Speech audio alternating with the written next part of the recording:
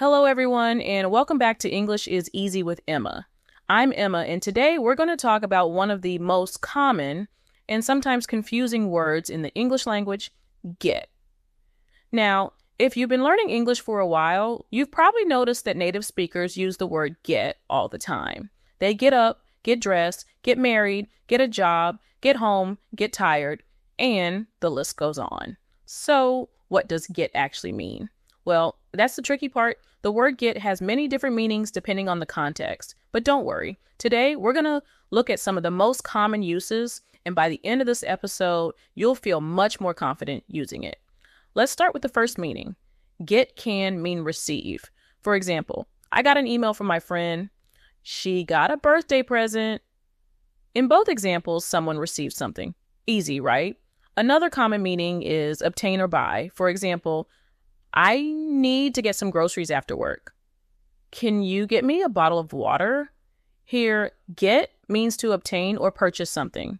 Next, we have a meaning that surprises many English learners. Get can mean become. Listen to these examples.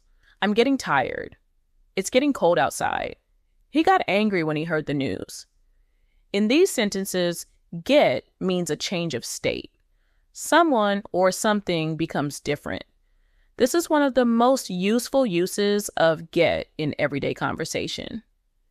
Now let's look at another very common meaning. Get can mean arrive. For example, what time did you get home? We got to the airport early. When did you get here? Native speakers use this meaning all the time. Another meaning is understand. Imagine you're explaining something to a friend. At first they look confused, then suddenly they say, "Oh, I get it." That means they understand. You might hear this expression every day in English conversations, and there's more. Get is also used in many common expressions and phrasal verbs. For example, get up means to leave your bed. Get on can mean to board a bus or train. Get over means to recover from something difficult. Get along with means to have a good relationship with someone. For example, I get along well with my coworkers. These expressions are incredibly common, so it's worth learning them little by little. Now, here's my advice. Don't try to memorize every meaning of get at once. Instead, pay attention when you hear native speakers use it. Notice the context. Ask yourself, does it mean receive, become, arrive, understand?